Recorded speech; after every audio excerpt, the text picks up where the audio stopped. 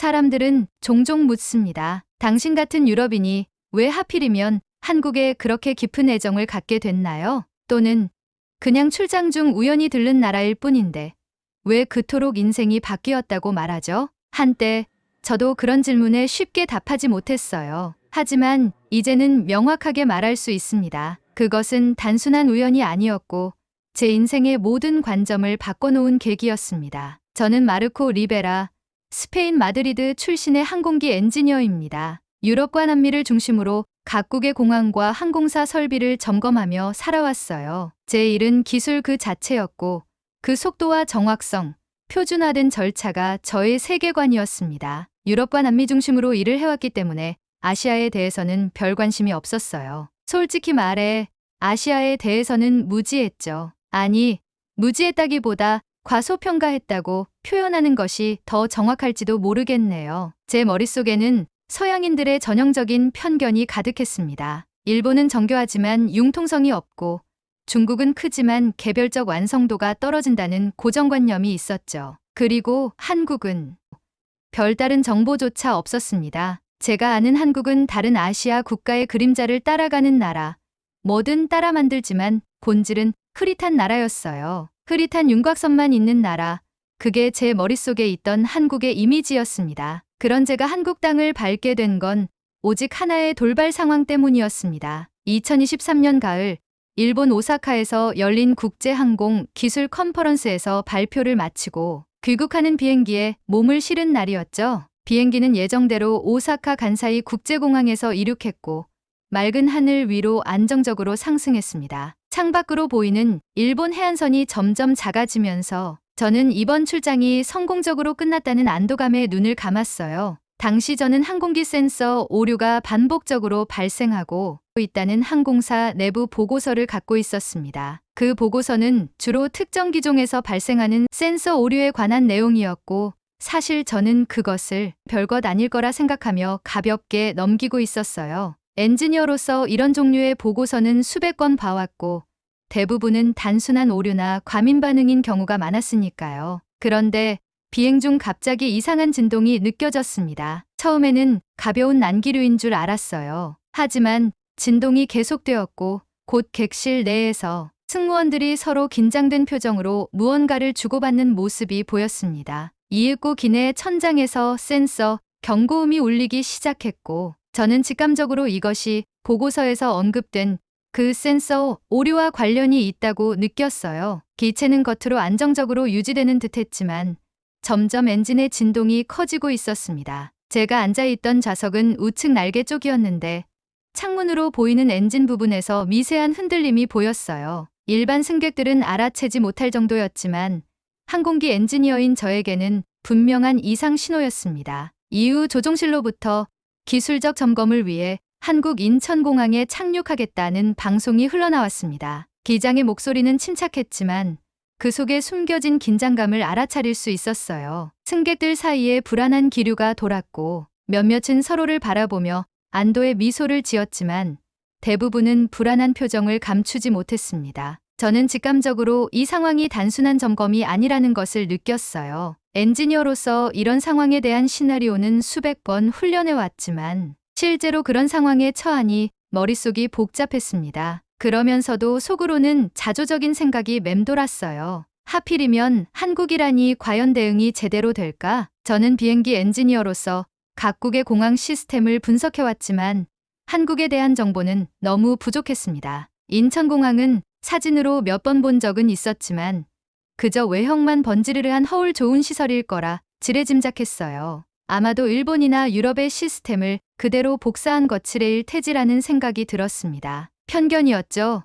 이제 생각하면 부끄러운. 비행기는 서서히 고도를 낮추고 있었고 창밖으로 한국의 서해안이 보이기 시작했습니다. 저는 손에 땀이 배어나는 것을 느끼며 안전벨트를 더욱 단단히 메었어요. 이륙 후 약 40분 정도 흘렀을까?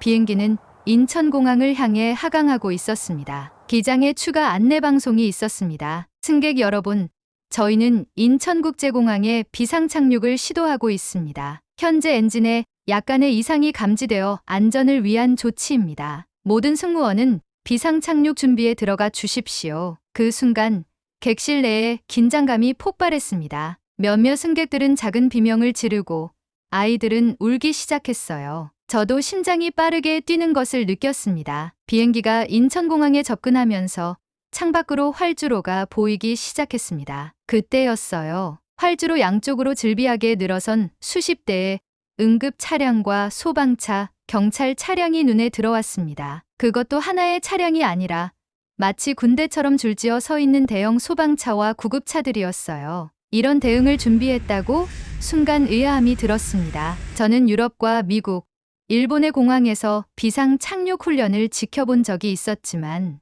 이 정도로 대규모이고 체계적인 배치는 본 적이 없었어요. 그것도 단 40분 만에 말이죠. 비행기가 활주로에 닿는 순간 약간의 충격이 느껴졌지만 기장의 능숙한 조종으로 비교적 안정적으로 착륙했습니다. 그러나 엔진에서는 여전히 이상한 소리가 들려왔고 비행기가 멈춘 후에도 진동이 계속되었어요. 저는 창밖을 내다보며 무슨 일이 벌어질지 지켜보고 있었습니다. 착륙 순간 제가 가지고 있던 한국에 대한 생각은 모두 뒤집어졌습니다. 활주로 끝자락에 정렬되어 있던 수십 대의 응급 차량과 소방차, 경찰 차량은 완벽한 타이밍으로 대기하고 있었어요. 비행기가 정지하자마자 그들은 마치 하나의 생명체처럼 움직이기 시작했습니다. 소방차에서는 즉시 물 분사 장치가 가동되었고 비행기 주변으로 거품 형태의 소화제가 뿌려졌습니다. 그것은 예방적 조치였지만 그 신속함에 놀라지 않을 수 없었어요. 구조요원들은 정해진 위치에서 신속하게 움직였고 각자의 역할을 분담하여 체계적으로 비행기에 접근했습니다. 기내문이 열리자마자 방호복을 입은 구조팀이 물 흐르듯 침착하게 기내로 진입했습니다. 그들의 눈빛에는 긴장감이 있었지만 행동은 극도로 통제되어 있었어요. 한 구조원이 제게 다가와 유창한 영어로 물었습니다. 괜찮으세요?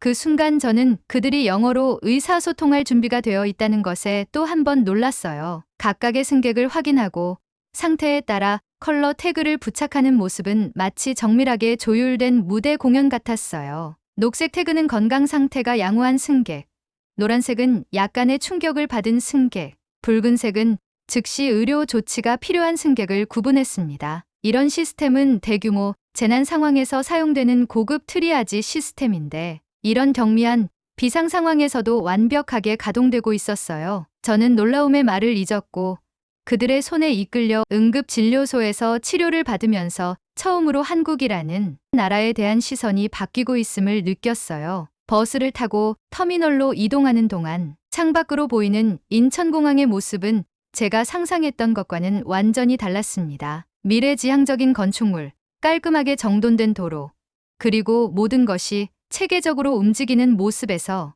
이곳이 복제된 시스템이 아니라 독자적으로 발전한 시스템이라는 것을 직감했어요. 터미널에 도착하자 우리는 일반 승객과 분리되어 특별히 마련된 임시의료센터로 안내받았습니다. 그곳에서 저는 또 다른 놀라움을 경험했어요. 진료소는 응급용이라기에는 너무나도 체계적이었습니다. 입구에서 신원 확인 후 각자의 코드가 부여되고 태블릿을 든 의료진들이 생체 정보를 입력하면 즉시 중앙 시스템으로 데이터가 전송되었어요. 30명 정도의 의료진이 각자의 위치에서 완벽하게 조화를 이루며 움직이고 있었고 그들은 마치 오랜 시간 함께 연습한 듯 서로의 움직임을 예측하고 보완했습니다. 산소 포화도, 심박수, 혈압 등 모든 수치가 즉석에서 화면에 나타났고 의료진들은 각자의 역할을 정확히 수행하며 환자들을 분류했죠. 저는 간이 침대에 누운 채 그 움직임을 지켜보며 이곳이 내가 생각하던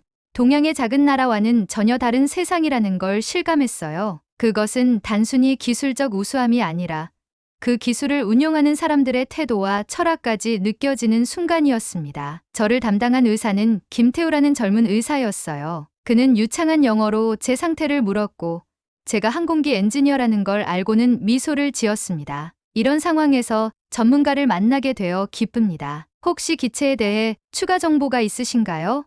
그의 질문은 단순한 예의가 아니라 실제로 전문적인 의견을 구하는 것이었어요. 저는 제가 알고 있던 센서 오류에 대한 정보를 공유했고 그는 그 정보를 즉시 태블릿에 입력하며 다른 팀원에게 전달했습니다. 이런 종류의 협업과 정보 공유는 저에게 깊은 인상을 남겼어요. 그들은 외국인 전문가라는 편견 없이 제 의견을 귀중한 정보로 취급했습니다. 검사 결과 저에게는 특별한 이상이 없었지만 하룻밤 관찰이 필요하다는 의견이 나왔어요. 저는 공항 근처의 병원으로 이송되었고 그곳에서 또 다른 문화적 충격을 경험했습니다. 병실은 깨끗했고 첨단 장비가 갖춰져 있었으며 의료진들은 지속적으로 모니터링하며 저의 상태를 확인했어요. 무엇보다 놀라웠던 것은 그들의 섬세함이었습니다. 간호사는 제게 한국어로 된 메뉴를 가져왔다가 제가 읽을 수 없다는 것을 알고는 곧바로 영어로 번역된 메뉴를 준비해 왔어요.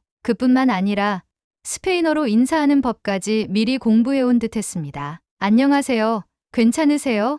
라고 스페인어로 말하는 그녀의 발음은 서툴렀지만 그 노력에 제 마음이 따뜻해졌어요. 그날 밤 임시 병동의 창가에 앉아 인천의 야경을 바라보며 저는 조용히 눈물을 흘렸습니다. 그것은 안도감 때문만은 아니었어요. 저는 저의 무지에 그리고 그 무지로 누군가를 판단했던 오만함에 부끄러워졌고 동시에 이 낯선 나라에 대한 미안함이 밀려왔어요. 생각보다 훨씬 더 준비된 훨씬 더 따뜻하고 정밀한 나라 앞에서 저는 완전히 무너졌던 거죠. 창밖으로 보이는 인천의 불빛은 마치 별처럼 반짝였고 그 속에서 수많은 이야기가 숨쉬고 있다는 걸 느꼈습니다. 어쩌면 이곳에서 저의 새로운 이야기가 시작될지도 모른다는 예감이 들었어요. 한국에 대해 아무것도 모르면서 판단했던 저의 오만함이 부끄러웠고 이 나라에 대해 더 알고 싶다는 갈망이 생겼습니다. 그리고 정말로 그 밤은 제 인생의 전환점이 되었습니다. 다음 날 아침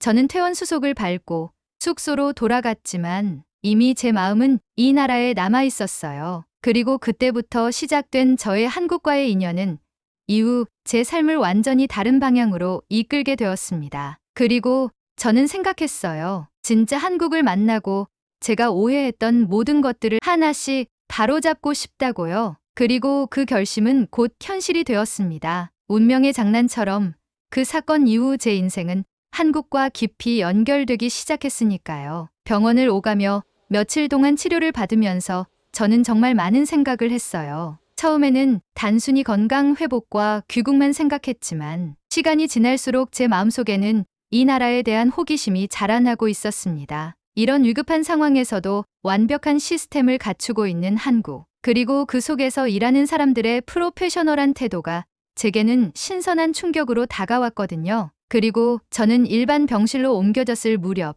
저를 처음 맞아줬던 구조요원 이나경 씨와 다시 만났습니다. 그녀는 비행기 내에서 저를 처음으로 확인했던 구조대원이었어요. 당시 그녀는 유창한 영어로 저를 안심시키고 부상 여부를 점검했던 차분한 전문가였습니다. 그런데 일반 병실에서 다시 만난 그녀는 훨씬 더 따뜻하고 친근한 모습이었어요. 이나경 씨는 짧은 시간이었지만 매일같이 제 상태를 확인하러 왔고 간단한 간식을 건네며 한국의 작은 일상들을 소개해 주었어요. 저는 그 따뜻함에 점점 안정을 찾아갔고 한국이라는 나라에 대해서 처음으로 호기심을 갖게 되었죠. 병원 창문으로 보이는 도시의 모습은 밤이면 화려한 네온사인으로 빛났고 낮에는 질서 정연하게 움직이는 사람들의 행렬이 보였어요. 그들의 일상이 궁금해졌고 제가 몰랐던 이 나라의 모든 것들이 신비롭게 느껴졌습니다. 그러던 어느 날 제가 소속된 항공사 측에서 복귀를 제안해 왔습니다. 건강이 회복되면 바로 귀국해 보고서를 제출하고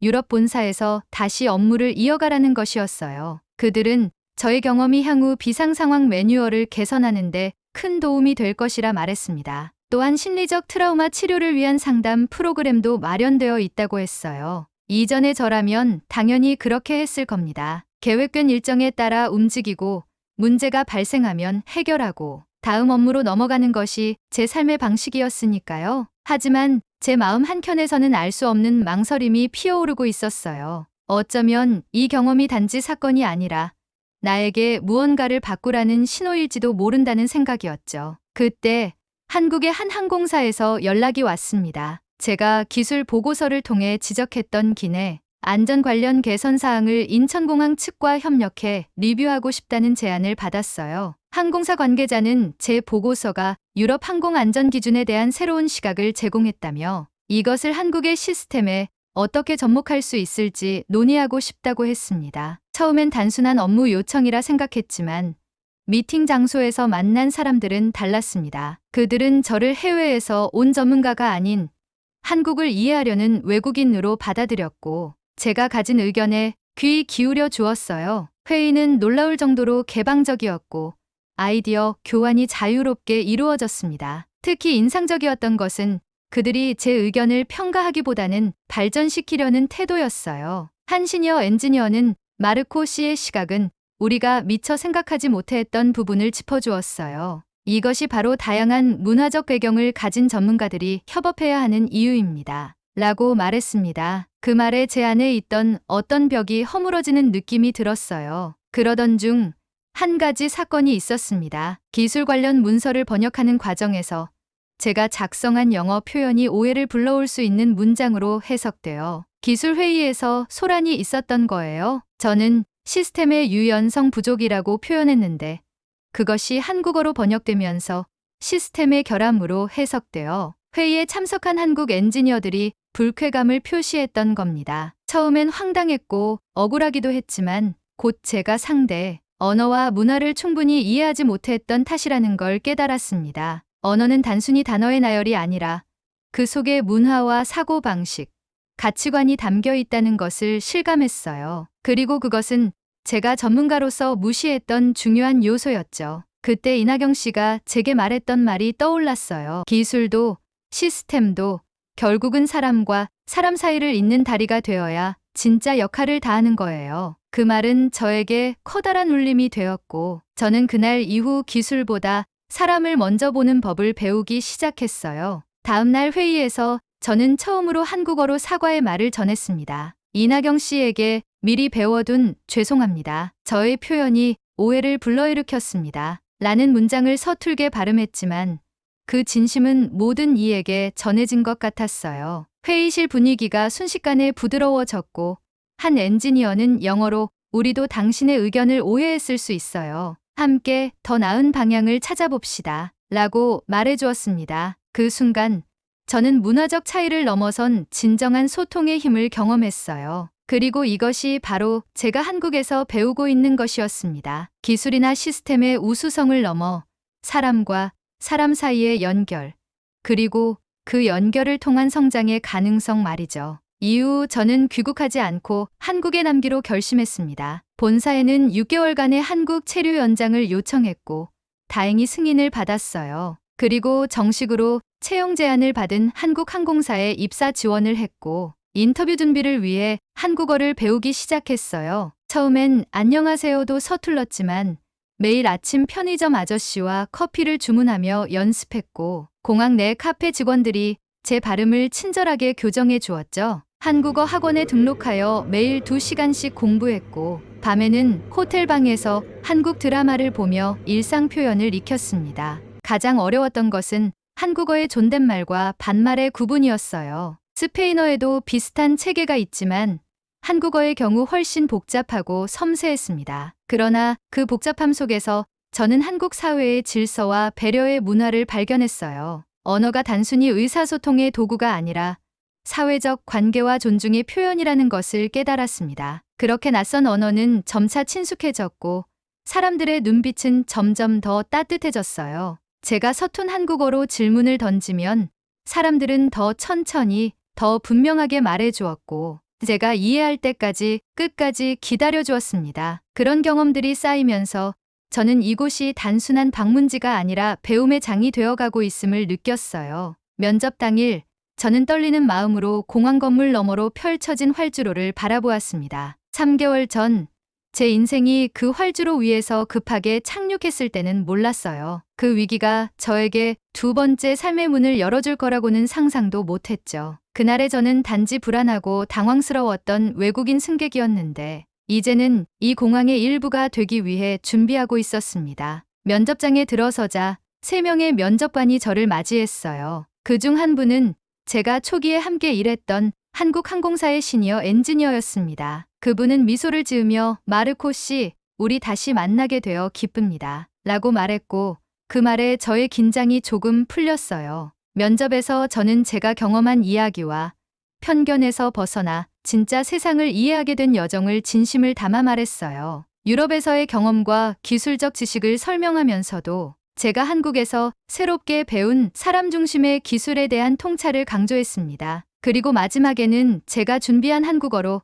저는 이 나라에서 많은 것을 배웠고 앞으로도 배우고 싶습니다. 함께 일할 수 있는 기회를 주시면 최선을 다하겠습니다. 라고 말했어요. 제 이야기를 듣던 면접관들의 눈빛이 점점 변해가는 것을 느낄 수 있었고 그 순간 저는 확신했어요. 이 길이 바로 내가 가야 할 길이라는 것을요. 더 이상 잠시 머물다 떠나는 여행자가 아니라 이곳에 뿌리를 내리고 성장하는 사람으로 남고 싶다는 확신이었습니다. 일주일 후 합격 통지서가 도착했을 때 저는 웃으며 울었습니다. 새로운 나라, 새로운 언어, 새로운 직장, 그리고 무엇보다 새로운 제가 되어가고 있다는 사실에 감사했어요. 바로 이나경 씨에게 전화를 걸어 소식을 전했고 그녀는 진심으로 기뻐하며 축하해 주었습니다. 마드리드에 있는 가족들에게 전화를 걸어 한국에 정착하기로 했다는 소식을 전했을 때 그들은 처음에는 놀라워했지만 곧 저의 선택을 응원해 주었어요.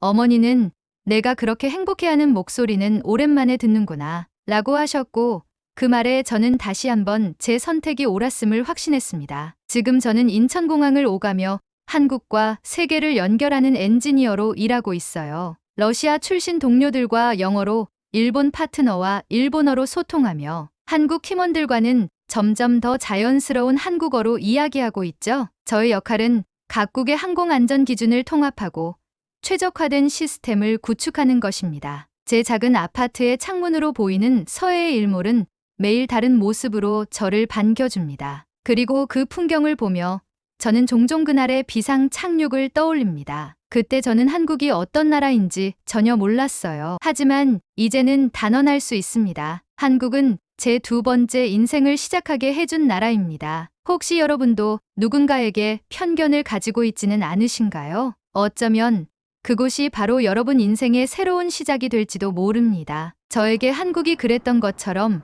여러분에게도 예상치 못한 곳에서 새로운 세계가 열릴 수 있어요. 오늘의 이야기가 여러분 마음에 닿았길 바랍니다. 마음에 드셨다면 좋아요와 구독 꼭 부탁드려요. 앞으로도 세계 곳곳에서 일어나는 그리고 한국이라는 멋진 나라가 바꿔놓은 진짜 이야기를 계속 들려드릴게요. 감사합니다.